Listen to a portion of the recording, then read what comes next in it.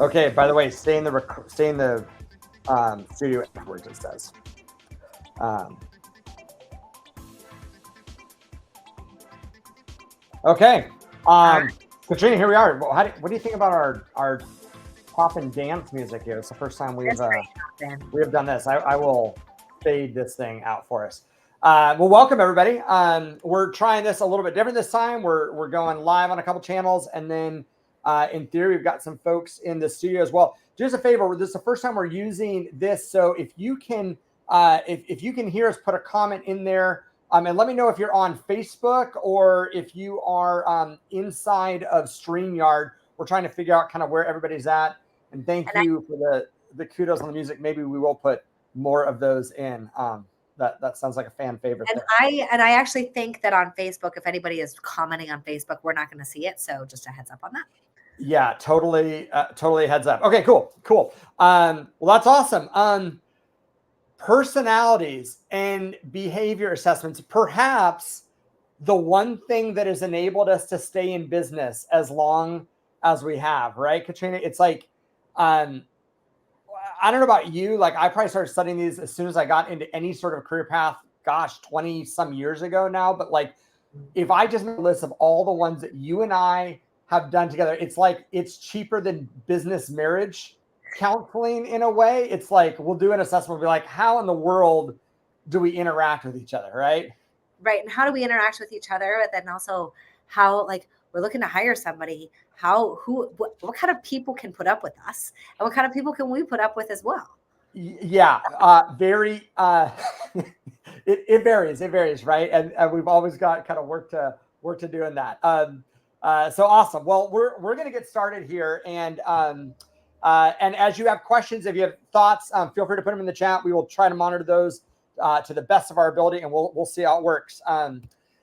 So, I mean, first off, Katrina and I run Keller Williams Gateway. And when I say Katrina and I really mean Katrina.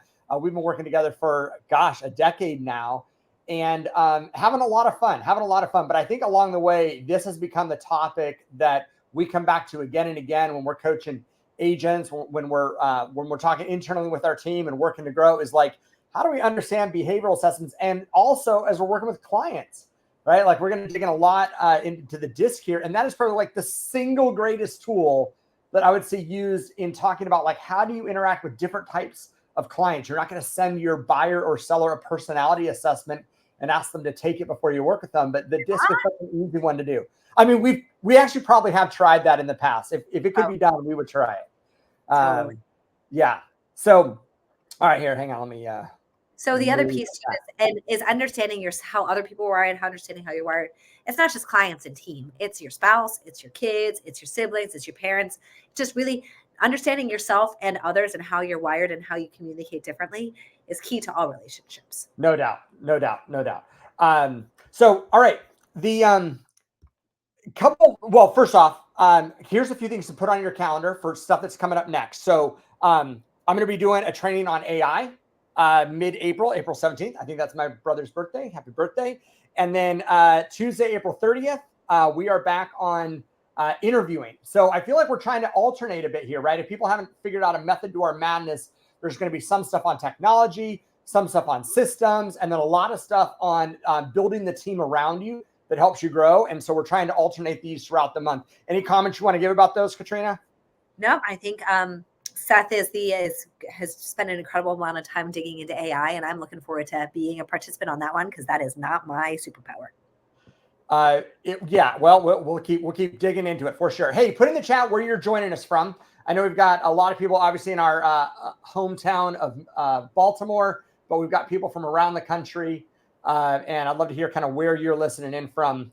Throw it in there so we can see. And also, what are you wanting to hear, right? Like we've told you, giving you a little bit of a teaser. I'd love to get some of your questions of the things that you are wanting to learn about when it comes to personalities. What are the questions? If we get some of these questions answered, I mean, we'd love to, but what brings you onto this webinar right now? We'd love to hear. Katrina, you and I have talked before on just this idea of enjoying your career in real estate. And I think, even before we start talking about how to work with clients, how to work with your team members. And those are all about like understanding other people's personality. But just to anchor in at the very beginning, the first person that you should put through a personality assessment is yourself.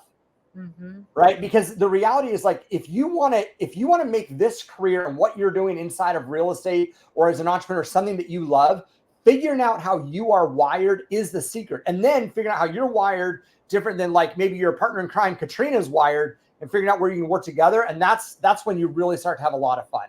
What would you say as far as like, what have been the biggest learning lessons for you when you started to do assessments on yourself that have made a difference? So first of all, God created each and every one of us perfectly. Like I am confident that he had a design and a plan for everyone. And there are commonalities in these things that help group us into different buckets. That does not mean that we're not unique. If you and I take the same behavioral personality assessment and we score the same, that doesn't mean we have the same exact personality or the same exact behavior. It simply means that we have a lot of these same common pieces in place. But understanding yourself is understanding what your superpowers are, and it's understanding what your kryptonite is. And when you understand your superpower and you understand your kryptonite, you can go out and conquer the world. But if you think what is your superpower is actually your kryptonite, you're really setting yourself up for failure in a lot of different areas of life. So understanding yourself first and then understanding how that interfaces with others is so important. Yeah, I love that. I love that. I've got two screens here, and this is driving me nuts. All right, let's start out with a couple thoughts. One, skills versus behavior versus personality. We actually went back and forth when we put out the title of this, like, are these personality assessments? Are these behavior assessments? Whatever. I don't know about you. I've Googled this enough to say, I think everybody uses different language, but I think there are a couple things, right? So one is we have this belief that there are skills that any of us can acquire, right? So like if you feel like, oh, based on this assessment I took, I'm just not good at this thing. And if we start to label that as a skill, it's like, you know what? Go learn. You can learn a lot more skills than you think. We're not trying to make this a crutch. Behaviors are what we do. And so a lot of the different types of assessments will actually measure behavior patterns. And then there are some assessments that are personality assessments. And I don't really want to get into like which is which, because I think they might actually disagree or they might overlap. But just understand as you're listening to all these, which one actually is it? And if this is helpful, there's a picture of a hat on the screen. If this is helpful, if you are this sort of person that when you take an assessment or you give an assessment to other, or you find yourself kind of putting people into a box, instead of thinking about different things that you're doing in your business as like totally ingrained in your DNA and I can never change or whatever else, understand that sometimes it will fit a little bit more like a hat. In fact, there's a great book. We're not going to cover it today, but Katrina, the 6 thinking hats. Like, can you explain the gist of that book to people? The idea is that each of us are wired differently and that there's certain ways of looking at things. There's what's the data? What are the facts? That's the white hat. What could go wrong? That's a black hat. Why is this really great? That's the yellow hat. Like there's 6 different hats. I actually, when I was teaching a class last week about the National Association of Realtors proposed settlement, at the end, we went through and we talked about the proposal and put on each different hat.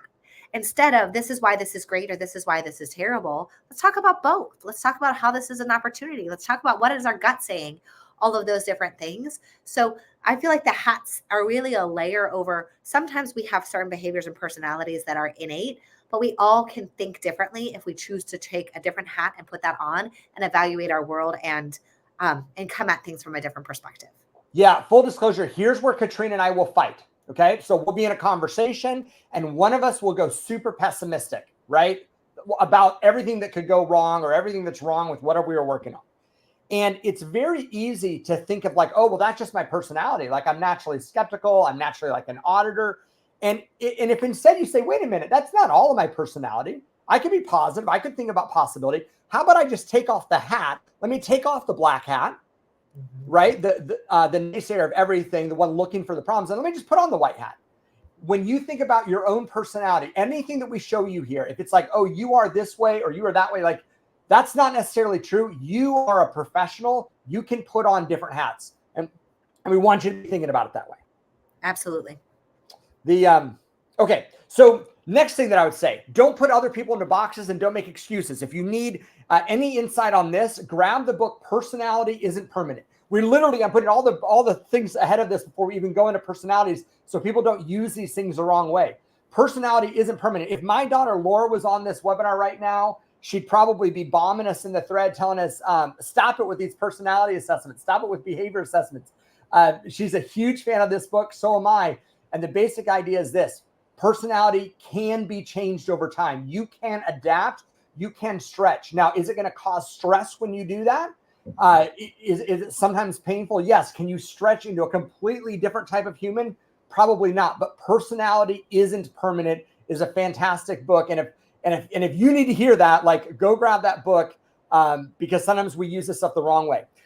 Lastly, use this to be your best self and help others do the same. You know, we've taught this little box, this little framework in class in the past, right? Like, the first thing that we all want to do is we need to understand ourselves. The first thing you want to do with behavioral or personality assessments is use those so that when you look in the mirror, you understand how you are first.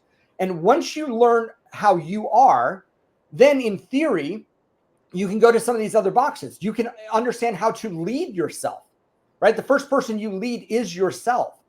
And the other great benefit of this is that we start to understand others, have compassion for others, and we start to learn how to influence or lead others inside of our organization. Chime on in anytime you want there, Katrina. Oh, here's a great one. Assessments we've taken over the years. Which of these have you taken, out of curiosity? Let's see. I don't know about the thing with the animals. I know. Yes, I can tell you exactly what book that's from. I don't think I've taken that one. I think I've taken all of the other ones, though. I remember my first one that was Myers-Briggs, and that was in undergrad in a organizational behavior class. So, I mean, this is even goes all the way back to formal schooling when it comes to business and understanding people. But my first was definitely Myers-Briggs. Yep, Myers-Briggs. So these, in a way, these are not in any specific order on here, but in a way, like, there's some that are incredibly complex, some that we are not covering today. By the way, if you're seeing this, take a screenshot of this, because find something on here that, except for the something with animals. Don't worry about that one. That is from Stefan Swanepoel wrote a book, Surviving Your Serengeti. I'm pretty sure it's in there. But there's a ton of great assessments, and every time we're kind of looking for a new angle of how to perform better, a lot of times it can be found in like a different tool to understand our own personality and our unique strengths and how we're wired. And there's some great ones out there. We're gonna shift for the most part in this one to 3 in particular, and we're gonna start with the disc. And this is an awesome book, if only for the title, Surrounded by Idiots. I don't know if you can actually read the bottom of this. Surrounded by Idiots: the 4 types of human behavior and how to effectively communicate with each in business. And the joke, of course, is that they are not idiots. You are not surrounded by idiots. You're just surrounded by people who are different than you. And in fact, it's probably a particular personality type that would say that they are idiots. But I wonder who typed that. That's just me. Okay, so Katrina, we're gonna jump into the disc. And I know that if we had a whiteboard right now, we would really kind of, let me just do it this way. We would really just start with a blank piece of paper, and we would say the simplest assessment out there is the disc. And there's really just a few things you need to think about. One is fast or slow.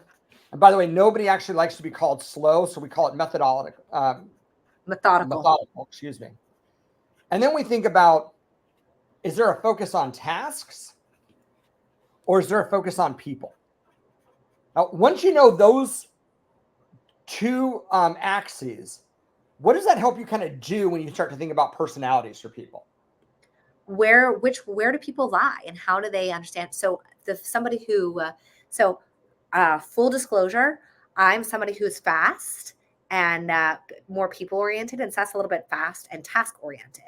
So somebody who's super people oriented and slow interacting with Seth, there's going to be a much more of a disconnect. And as a leader, it's our job to adjust how we occur to the people we choose to lead and the people that we get to work with as customers and clients. So understanding where somebody falls, that tells you what they need, how they need to function. And we'll dive a lot more into each of those specifics in the next slides as well. Yeah. So the reality is you could all go take an assessment on this, but if you just understand that, if all you know is these 2 things, do I tend to move more fast? Do I tend to move more methodical? Does the person I'm talking to tend to move fast or slower?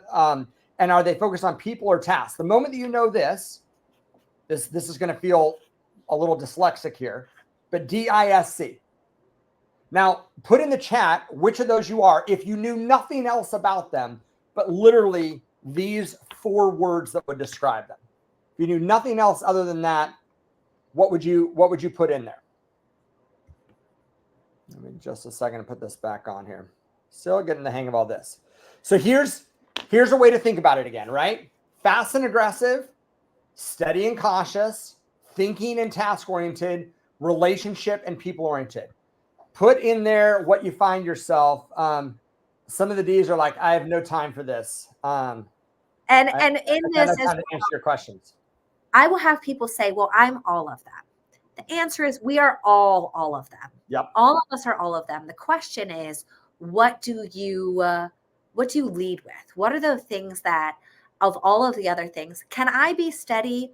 For sure. I can absolutely be steady when I need to. And I don't lead with steadiness. I lead with dominance. I lead with influence. So what is it that you lead with? But we all have a mix of these inside of ourselves.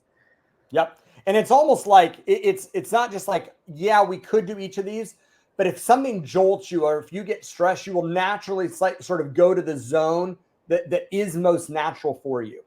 And the other way to understand this, obviously, is to imagine if you find yourself way up in one corner or way down in another corner, look at the exact opposite corner from where you are. That is going to be, in a way, your kryptonite. That's going to be the person that is the most difficult to deal with, whether it's internal, whether that's a team member, or if you're talking about a client, right? So for those of you that kind of identified where you are as a client, if you start to think about the clients that you have the hardest time networking with, or the consults are just like they're a little wonky, right? Hardest time dealing with. Chances are it's because you had to stretch far across on this chart to the other side. Well, Katrina, I mean, walk us through any of this, and then I'll start to go into like slides with a whole bunch of detail, and you can walk us through them. I mean, here, let's just start here. Perfect.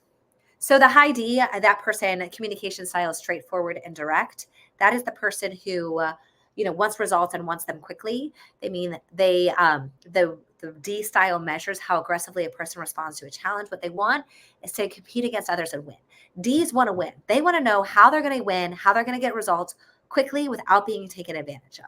This is where, when you're going into an appointment with a potential seller and they're like, how are you going to get me the most amount of money? That's the high D in them coming out. That's the person who's saying, hey, I need results. I want a challenge. I want the bottom line. And they're the person who says, I can do it. I'm going to do it. I don't need anybody else. I'm going to go out and conquer the world. What about, well, yeah, is there anything else on here as we're talking about D's that if you, concerns you have, or if you're, we'll talk about how you're dealing with as clients, but when you think about yourself as a high D, what would you want to know about yourself? So if you look at the diagram, the circle, it says cold and fast. People who lead with their high D, especially people who lead with their high D, and we'll talk about I in a minute, who don't have a ton of I in them, that is often what we call a bull in a china shop, because they come in, they want results. They don't necessarily have as much of a care about the personalities, the people, the feelings. They're more of like, how do I get the results? So if you are somebody who identifies with being a high D, understanding how you're occurring to other people. We'll also talk about how high Ds are a very small percentage of the population. And if you are one, you're probably interacting with people who are unlike you and who are likely to see you as cold and unfeeling. I was recruiting somebody once, and they called me and they said, so I was talking with somebody who we know mutually, and I told them I was discussing being in business with you, and they said, oh, the ice queen. And I was like, oh, well, apparently my name is no Elsa. And understanding that for this particular individual, this was a vendor who things didn't necessarily go very well with. And my directness is what I led with in the conversation. I can totally see why he called me the ice queen. Yeah. I love that. I love that. By the way, I don't know how much of this stuff is going to turn into a resource. Some of it will.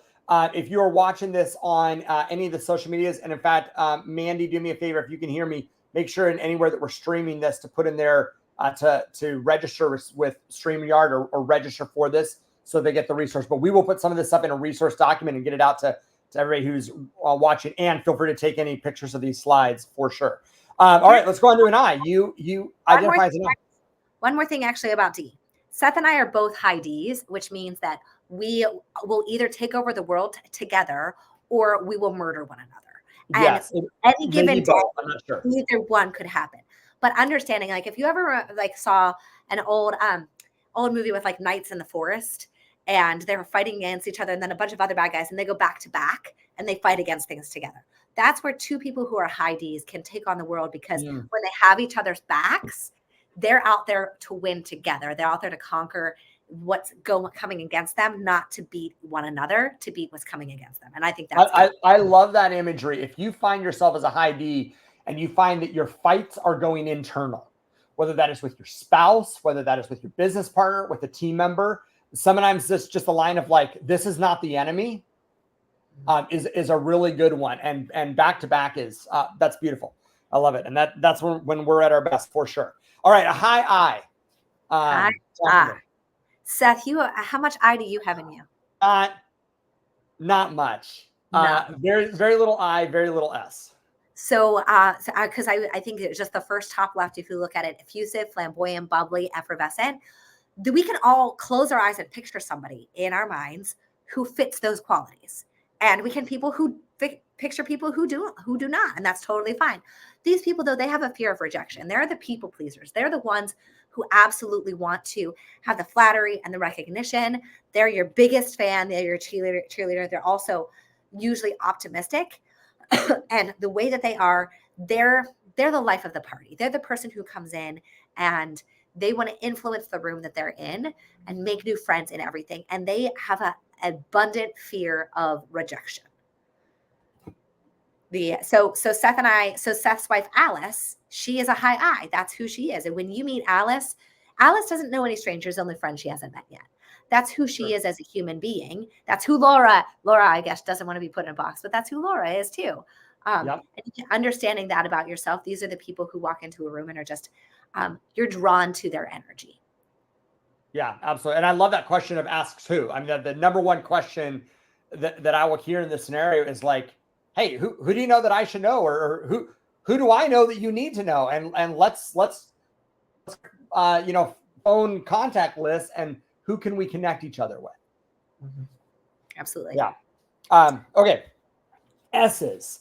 And by the way, I didn't mention this. If you look at the color coding and you go back to that book, Surrounded by Idiots, the focus of that book is like, all right, there's all these words and everything else. We actually color coded this according to the way he talks about it, which is red is D, I is yellow. The steadiness people are the greens, and then the last one will be the blues. But talk to me about our steady, stable, and sympathetic friends. So we just talked about Seth's wife, my husband. If you put a level on his personality, you could calibrate the level. He is the definition of an S. He's steady, he's stable, is a good listener, doesn't love change. Now that I understand and see what you're saying, I'll do it. Motivated by benefits, they hide emotions. They ask why. They're patient and diplomatic. They like to finish one thing before starting another. They measure a person's loyalty, the desire to keep things the same. What they want is to feel secure and have great relationships with other people. And they have a fear for sudden change or loss of security. And this is really important because this is a very large percentage of our population who falls into this category. And we'll talk a little bit more about how you use these 4 categories with your clients and with your employees, but understanding that these are the people, these are the backbone of all of the things. Our world does not run without these people who are S's, who keep things going, who keep stability in a world where Seth and I come in and we shake things up. Yeah. And chances are, if you're on this webinar right now, or you're watching this on social, it's like you might find yourself in one of 2 buckets. Bucket number 1 is you are a high D or a high I, and you're like, I've run out of, I need help. And you realize that you need somebody that is different than you. So then you go hire somebody that is an S or a C.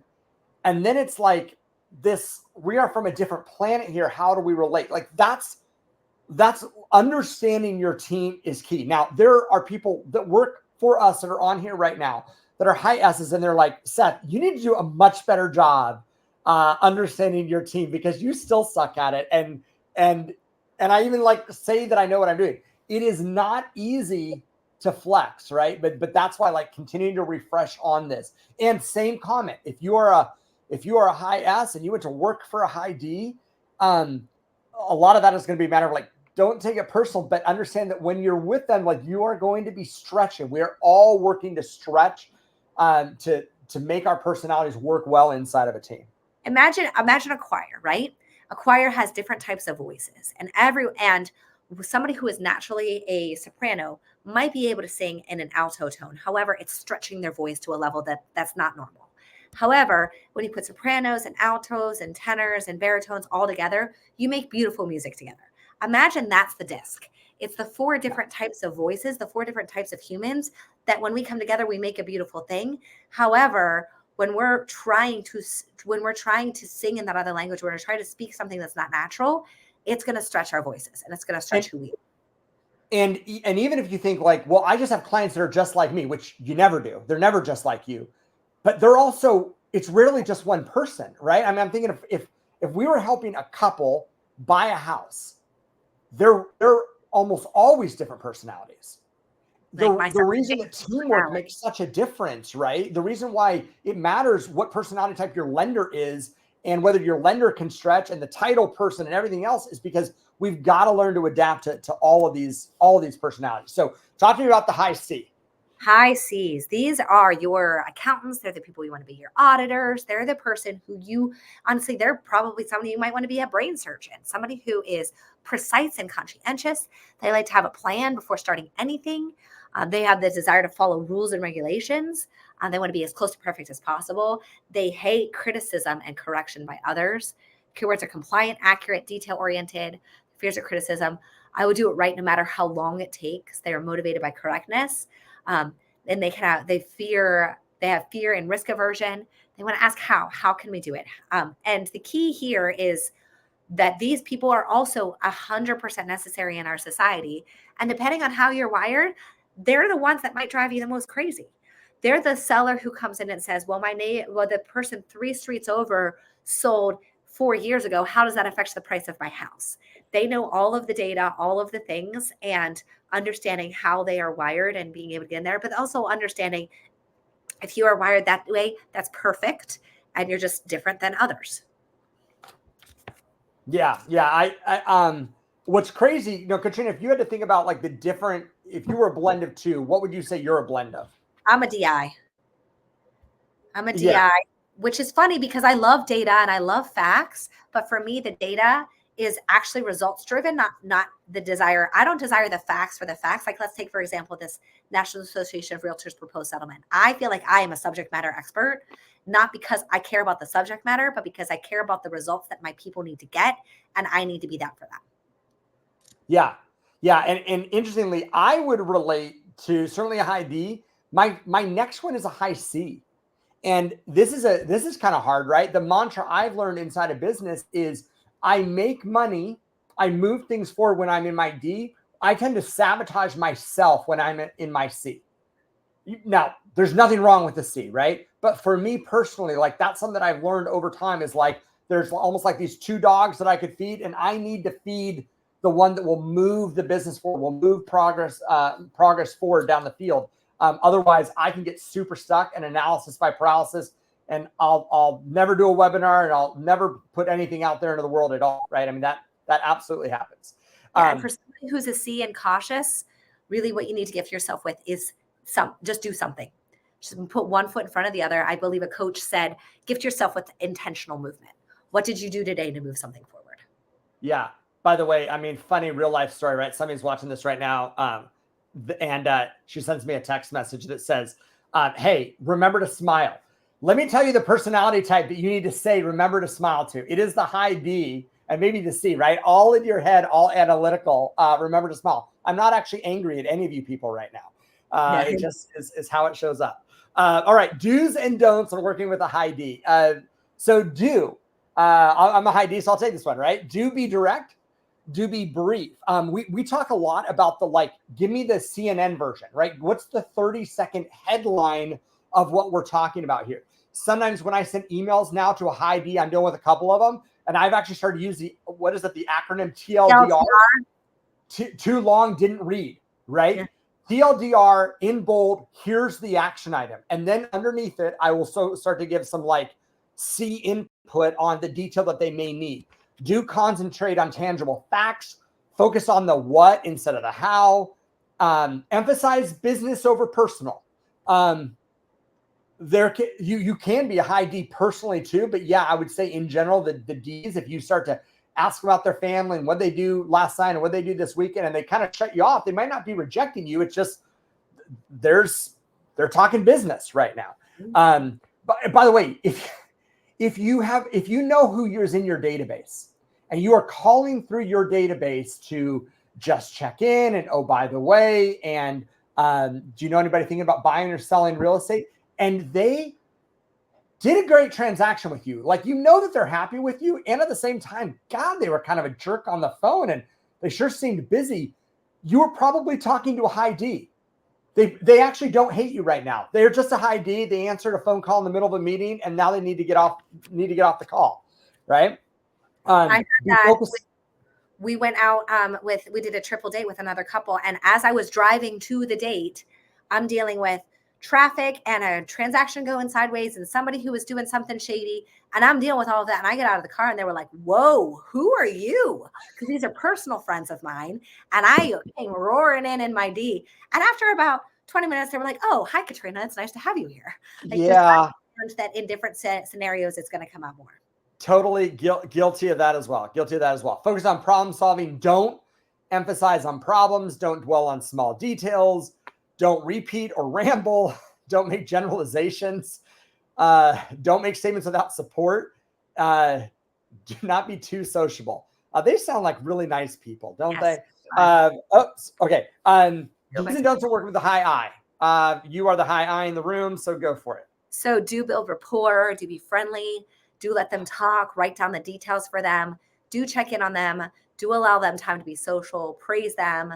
Do not tell them all. Let them do not do all of the talking. A high I wants to do more of the talking. Do not tell them what to do. Do not dismiss their ideas. Do not make them feel rejected, and do not bore them with too much data. And this is where they want you to know what their dog's name is. They want the listing appointment to go for 3 hours because you open up a bottle of wine and you were talking about your favorite flowers, whatever it is. They want to connect with you as a human being. They care more about you, your connection as a human being first, and then your expertise second, as opposed to a high D who cares about your expertise first, who you are as a human second. Yeah, absolutely. Absolutely. All right, S's. S's, send me a private text message if any of this is actually accurate. No, I think it will be. Do build rapport, do be personal and make them comfortable. For me, that it often means taking a breath, slowing down. When Katrina said, like, she roared into this family event and she was coming in hot from business stuff. It's like, if you need to do some breathing exercises in the car before you get out and be with your family, like, that might be part of it. Do show genuine interest. Do allow them time to process, allow them time to ask questions. Actually, let's talk about this process, because Katrina, you're married to a high S for sure. Talk to me about like how you relate to this stuff. So not to go too deep into the story, early on in our relationship, I asked him a question. He gave me the wrong answer, and that was not pretty for anyone involved. And realized that when I spring something like that on him, when I ask him a question he's not expecting, he needs time to think about it. So now if I'm going to bring something up that I know that he would like to have time to process, I bring it up and then we talk about when we're going to discuss it. If I say, hey, I think we should have Cole do preschool for another year instead of sending him into kindergarten. How do you feel about talking about that on our drive to Pittsburgh on Friday? And he's like, okay, cool. We'll put it on that. We'll talk about it on Friday. But if I want to talk about it right now, it's far more likely to end up in conflict because he needs the time to process and actually think about his thoughts. Now, on the other side, if he brings it up, I'm ready to go because I'm a high D and I don't need any time to process. Yeah, absolutely. Absolutely. And a high C. I'm a high C, so I'll take this one again. Do be prepared. Do your research. Do pay attention to details. The times where I lose trust from a client is when I go into it winging it with my high D and don't take the time to do the research before the phone call. You can recover from that. I mean, there's strategies to recover, and the reality is a high C wants to know that you have done your work, that you've got the data, that you're systematic and logical, that you work with the facts. Be patient. Don't use generalizations. Don't be vague.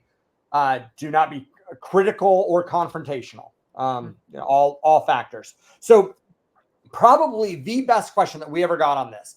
And credit to Michael Mayer. Anytime we can remember the amazing person that we learned something from, we will share it. Otherwise, just assume it's the universe and there's nothing on here that we generated. But Michael Mayer is the one that I am aware of that came up with this. And I think it's so brilliant. If there's one question that you could memorize, I think, to ask to a client, or in our case, we put it on a little buyer or seller survey that we ask them. It's this question: how would your partner or best friend describe you? Would they describe you as direct or straight and to the point, social and outgoing, steady and dependable, or careful or cautious and perfectly accurate? And in this one question, you've got probably, I don't know, 80, 90% chance that you have figured out this person's DISC assessment, right? And you're not giving them formal quiz. You're not doing anything like that. Katrina, where else do you use this? I mean, do you use this inside with agents, or how do you think about this question? I think no matter who you are interacting with, I mean, even if it's your child's teacher, if your child's teacher is somebody who is steady and dependable and you're direct and to the point, your interactions with them are going to be more stilted than if you go in understanding that they probably need you to build some rapport before you tell them that they're a terrible teacher. Not that any of my kids have terrible teachers, but understanding how you're interacting. The other piece here too is you can tailor your buyer presentation, your listing presentation, whatever presentation it is that you're doing, to who they are as a human being. If you are meeting with people and one of them is a D and one of them is an I, you need to tell them how they're going to get, you're going to go results, and you're going to have fun doing it, and you've got them. You bring out a spreadsheet in that room and they're like, oh, shoot me in the head. But if you're talking with an S and a C and you're like, I'm going to get you results and then we're going to have a party afterwards, and they're like, parties are work and my house is going to be a mess. Like, understand who you're going, who you are interacting with, and how can you best serve them based upon how they are wired. Yeah, absolutely. Absolutely. So I love this. I think this is for you, right? When in doubt, assume they are not a D. And how often does a D want to assume that everybody else will be just like them? You are mistaken, friend. You are mistaken, right? Who knows where any of these statistics come from, but this feels about right to me. Don't assume that people are going to be D. Especially in real, for those of us who are in real estate, many realtors have a lot of high D in them. And because there's a disproportionate number of people in our world who are high Ds, we assume it's a disproportionate number in the entire world. And that is 100%. Yeah. Okay. This is the part. Grab some screenshots because we are not going to be able to go in depth in these. And there's some good meat in here. We'll read through it briefly, but we might not cover it all. So if you're watching your phone, do a screenshot or whatever you got to do there. When working with a high D, remember that results are what matters most. The high D prefers to act quickly and decisively. Will want an agent who's able to move forward with requests as quickly as possible. The high D will be demanding. Will expect a real estate agent to be available to them immediately. Don't keep a D waiting and don't ramble, as this style doesn't like to waste time. In dealing with a D, agents should be confident, optimistic, and quick to act. And for some of you, that comes totally naturally. And for some of you, this is what's going to stretch you. And if you're watching this and you're an admin, right? If you work on the operation side, you're the listing manager, you're a transaction manager. A lot of your clients that your rainmaker got along with are high Ds, and now all of a sudden the file's in your lap and you're supposed to get it from here to settlement or get it listed or whatever it is. And this is how to deal with a high D. High I, go for it. The high I client will work with an agent he or she instinctively likes and will want to build friendly relationship. Agents working with high I clients should present themselves as friendly, outgoing, and creative. When dealing with an I, agents should try to make meetings pleasant and conversational and should be careful not to present too many overwhelming details. This is where they want to be your friend and have fun while they're in the process. Yeah, and you know, most of my consults now are on Zoom. Which is in a way harder, right? But I'll record them and a team member will watch them. And when I'm with a high I, they will know it because for the first 15 minutes, we talked about nothing related to real estate, right? Like that is me as a high D flexing into like let's talk about everything, but we are building rapport. What is critical is making sure that you are building rapport with the personality type that you're working with. Hi, S's. You grab this one again, and then I'll take the C.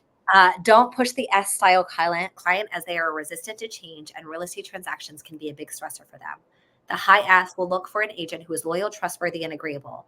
An S will appreciate an agent who is able to clearly define each individual's goals, responsibilities, and roles throughout the process. When working with an S, agents should be careful not to be too pushy, confrontational, or aggressive. This is the person who you, as an agent, you're like, they really need to move now. It's the best move for them. You should move. And this is going to turn a high S off, even though as a high D, we want to get them results. For them, they need to feel comfortable and they need to feel stability and a sense of calm in the whole process. And if that means it takes longer, that means it takes longer. And we need to slow down in order to walk at the speed of these amazing people who are the foundation of our world. And what's hard, right, is you might actually be in a market where you're like, but they can't take longer. Like it won't work. When you find yourself in that situation, the answer is go back in time and actually start to have an S understand the story before it happens. So in the middle of the buyer consult, you actually could tell a story of what it will be like when they find the perfect house 3 weeks from now, and let them start to like actually confront the speed of the market early on. Right. All right. And then last one here, maybe last one on this. High C. A high C client appreciates an agent who is organized, prepared, and detail-oriented. They don't care for small talk or idle chit-chat, and a C won't be charmed into action. A C will be motivated to act when the agent provides enough data for a well-informed choice. The C will tend to ask a lot of questions through the transaction, so an agent who works with a C should be well-prepared, well-informed, and willing to give thorough explanations. Don't confuse explanations or a lot of detail for convincing arguments. Like a C is not someone who wants to be sold. A D will actually respond to that better. When I meet a good salesperson that's a D, that's a car salesman, and they can buy a house, like they want to be sold potentially, right? They want to be motivated. A high C is like, give me the facts and give me space to then make a decision, but make sure that you give me the facts. Yep, perfect. All right, moving on. So that was the disc. Let's talk about something this is really now an internal tool, right? So we just talked about you could use a lot with clients. This has probably been one of our favorite things that I think is a little bit off the grid that we have found awesome lately in dealing with working as a team. So if you have not ever heard of Patrick Lencioni, pick up every book that he has. Especially this one, since we're putting out a bunch of slides here and probably too many slides. So go buy his book so that you're actually paying for it. But here's an overview of this concept, right? You see these words that spell widget, stands for wonder, invention, discernment, galvanizing, enablement, and tenacity. These are 6 personality types. And when you take his assessment, which you can order off his website, he'll actually score you and say like, oh, these are your top 2 and these are your bottom 2. This is your kryptonite. And these are the ones you're okay at. Here's an overview of the process. He says, think about anything that happens in your life, right? From a listing going active to a marketing campaign to planning a family trip. It all starts like this. The W, right? So this is the person on the team who is wonder. The W identifies the need for change. The I creates a solution. The D evaluates and refines a solution and recommends it for action. The G, the galvanizer, rallies the people for action. The enablement team provides support and human capital. And the T, or the person with tenacity, makes sure the work gets accomplished and achieves the desired result. So we'll go through a whole bunch more slides giving more detail. But in a nutshell, Katrina, when we saw this, I feel like we learned so many things of what did not work in our organization, or when it worked well, we knew why. Like, what was your aha when you first saw this? My aha is that each gear is necessary to make everything turn. And that so I am wired differently than Seth when it comes to this assessment in a way that is different than the disc. He and I both are high D's, but he leads with wonder and I do not. So that's where a lot of frustration would come in, because he sees the need for change, think, wonder, big picture. And I'm like, let's move forward. Let's get something done. So understanding how that works, but then also just deciding, all right, we're going to adjust like the 6 thinking hats. Where are we sitting right now? Right now, we're going to sit in wonder for a while, and then we're going to have to for 20 minutes, and then we're going to move on to invention because that's important too. The number of times that I probably send you a Slack message, a text message, or an email that starts with, hey, I wonder if, right? I mean, I literally will use those words. And then by the end of it, by the time Katrina's like moved it forward, she will basically have come back to me with an invention of some sort. Like, okay, I heard your wonder. How about this prototype? And then I'll pick it apart because my next thing is discernment. And discernment is some part of that, like, well, no, because of this or whatever. And so I'll pick it apart a little bit, which if it isn't careful, if we don't understand that that's just part of this process, that'll just feel like criticism a little bit. And Katrina said she was a high I. She doesn't, criticism is not a great thing, right? What's your second one? My second one is discernment. So where okay, Seth so your ID. So we can both go in. So he thinks about it. I create, which is a big part of why our relationship works really well. Yep. He thinks about it. I invent it. But then we are like, all right, how could it be better? What do we do next? All of those different things. The challenge is, what's your next one, Seth? Discernment? Well, I'm wonder discernment. Your invention discernment. So then what we realize is, holy crap, if anything is actually ever going to get out the door, we need a team around us. We're not going to get anything unless we get the GET in our world. Get it? Oh my gosh, I see what you did there. That's not even in the notes, everybody. That is just a Katrina. That's fresh Katrina for y'all. By the way, as we're starting to go through this, I would ask you to put in the chat if the moment that you're like, hey, here's where I think my strengths are, or which one of these I am. Put it in the chat. I'd love to hear as people start to identify with them. Wonder identifies the need for improvement or change. Invention confirms, I'll just read it off the screen. Invention confirms the importance of that need and generates an idea or solution. Discernment assesses the merit and workability of the idea or solution. Galvanize generates enthusiasm and action around the idea. Enablement initiates support and assists in the implementation of the idea or solution. And tenacity commits to ensuring that the idea or solution gets completed and the desired results, and the desired results are achieved. So a little bit more on wonder. The genius of wonder involves pondering and asking questions, contemplating the reasons why things are the way they are. People with this genius derive joy and energy from thoughtfully observing the environment around them and wondering whether there might be a different or better way. The benefit of this genius includes asking big questions, prompting people to consider assumptions that may need to be questioned and challenging the status quo.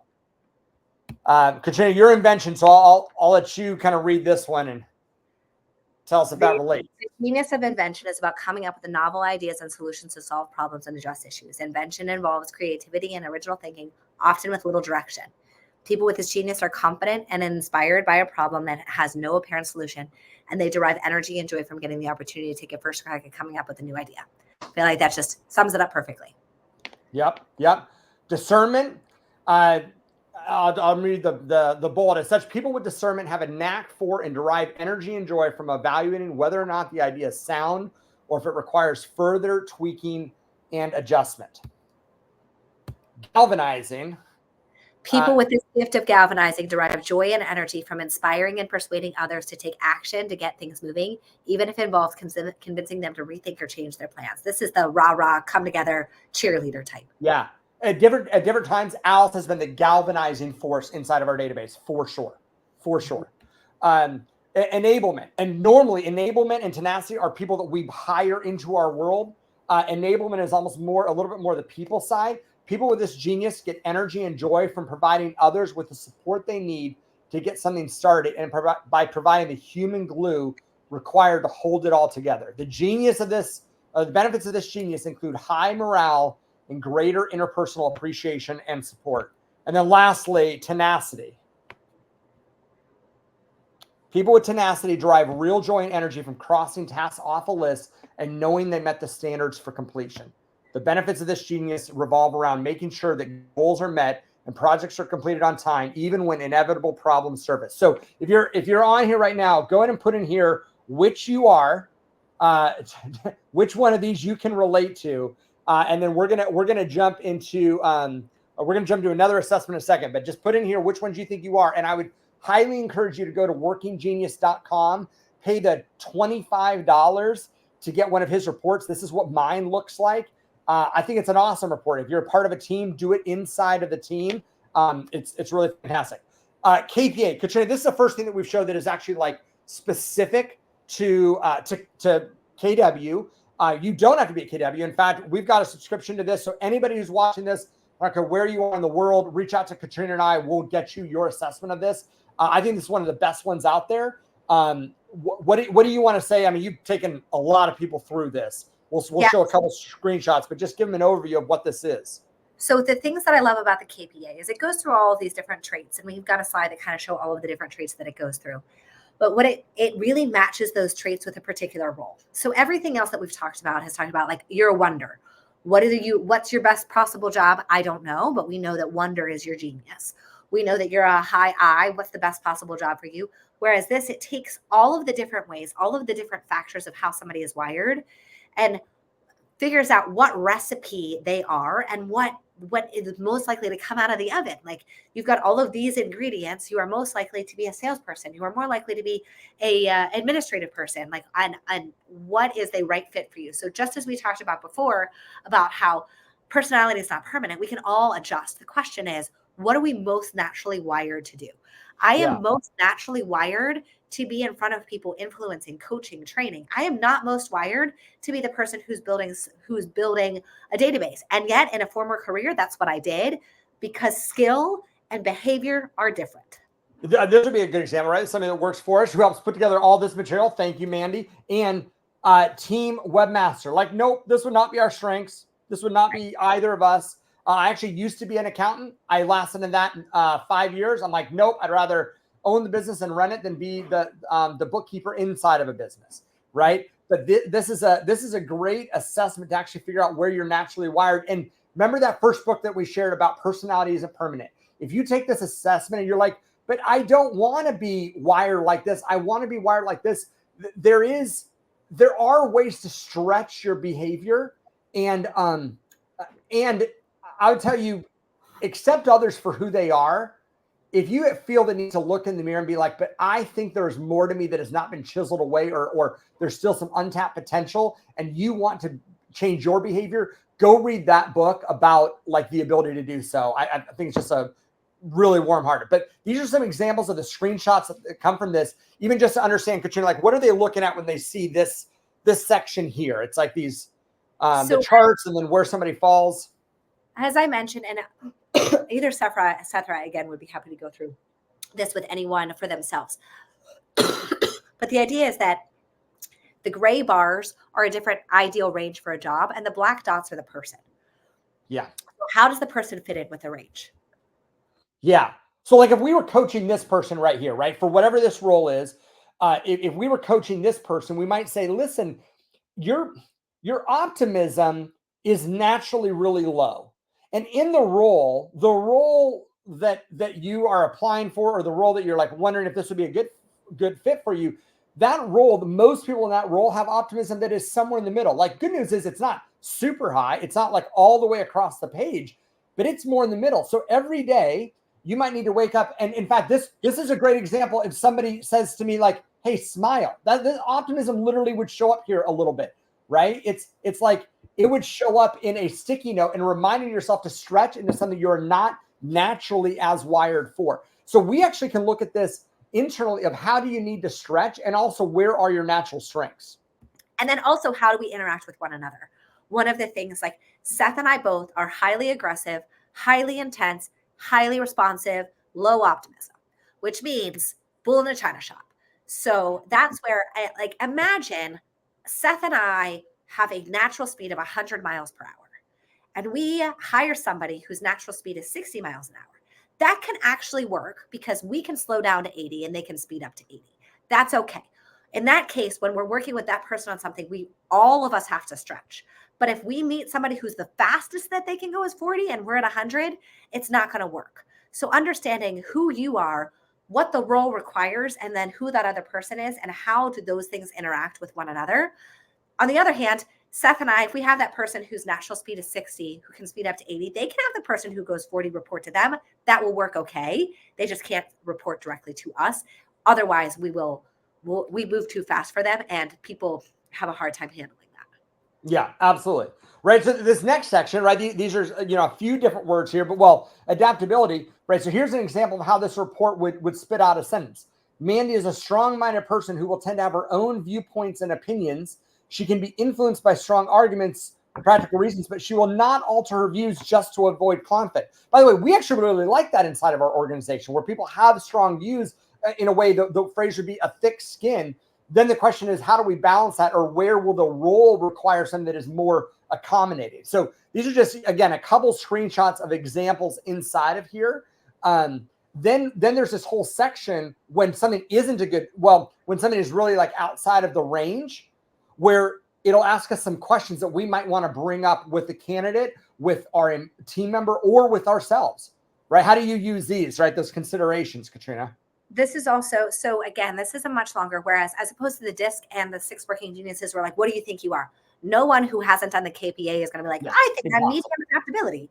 The cool thing is this particular, that gray range, the person might be the black dot forever, but different roles are different ways. So this actually spits out a report based upon the role that you're considering them for. How are they wired and how is it going to be an issue for this role? So let's take sociability. Right. Example, an agent who is highly, highly sociable, they're going to fit right within that gray range. It's not going to say they have any issues there, as opposed to if somebody's highly sociable and they're getting a job as an accountant, that's going to be a mismatch, and it's going to bring up how it's a mismatch for the job of accountant. It doesn't mean the person is a mismatch for humanity. They're not wired incorrectly. It's that this particular job, this part of their behavior might be a challenge. Yep, absolutely. Absolutely. Okay. So what we've just covered are the 3 assessments that we tend to use a lot inside of our business. I'll end with one more. You could use this inside of your business, but if you're watching this and you're like, you know what, I've done all those, I've done all that, I would actually take a look at almost a deeper spiritual level. I would love to do a whole hour-long class on the Enneagram. I think this is phenomenal for work and for life. But the Enneagram, if you have not taken it, this is the one that has like 9 types, right? So people will say I'm an 8 or I'm a 3 or I'm a 7 or I'm a 9, or they'll give it by the number, right? I'm the challenger, I'm the mediator, whatever it might be. And then let me pull that off the screen there. This thing is so incredibly deep, right? On both a personal and a business level. There's a couple books. I think we put some in here on it. Before I get to that, if you want to learn more about the Enneagram, the place that we took our assessments from is the Enneagram Institute. I think the assessments are $20. It's called The Ready. That's the one that you want to look for. But if you have questions on this, or by the way, if you're watching this and you know what your Enneagram is, throw that in the chat. I'd love to hear it. We love this. Katrina are both 8s. We probably argue about whether or not each of us are 16s. That's a joke that 8s tell. It's the only joke I know. Here's a few of books. Some of these I mentioned, they all relate to the different things that we've talked about so far, right? The Enneagram in Love and Work, the Complete Enneagram, those are 2 on that topic. For the DISC, Surrounded by Idiots and the Platinum Rule are 2 books for DISC. We talked about the 6 Working Genius. There is no book on here for the KPA. And then that one from Benjamin Hardy. Katrina, others that you would want to add to this? I mean, there's so many assessments we didn't cover in here. But any others you'd want to add? No, I think that those are all great books. I would just add in, which is the next one, the 5 love languages. There's actually assessments and tools for the 5 love languages within business and how you should love and care for the people you work with. Because obviously, like, if your love language with your spouse is physical touch, you probably shouldn't implement that in the business in the same way. And how do those things translate?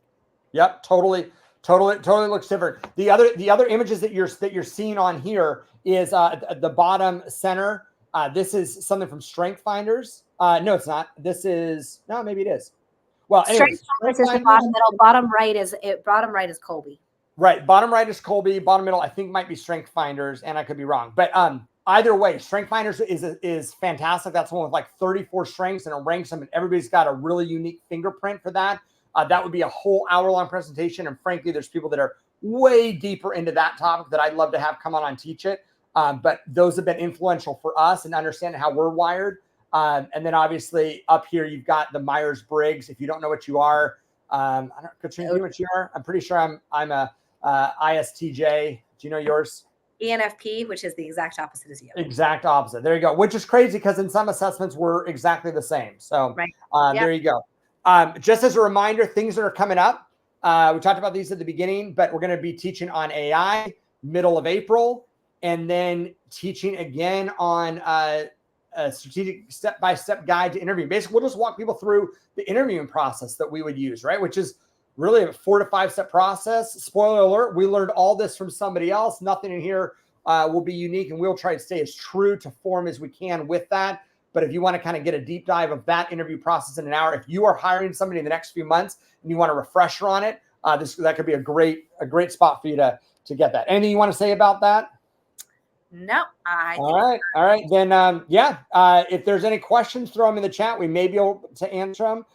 If you want to reach out to us, if you want to dig deeper on any of this stuff, Katrina are trying to find what is most helpful to our community. Obviously, if you're watching this, you're inside of our brokerage, you're inside of our network of agents from around the country, or you're a friend on Facebook or social media. And the reality is, like, we love giving back in this. These are the areas that we're passionate about teaching about. And if there's a topic here, you're like, wow, I'd really like to dig into that more, let us know. And if enough people have interest, we're going to put together a small cohort. It's one-on-one. We're going to work with people one-on-one, or just answer questions as we can and as time allows. So absolutely reach out. If you want to book a call with me, click on that QR or scan that QR code, or go to SethDaily.com. Discovery is a great way to get that conversation started. And all of our contact information is there.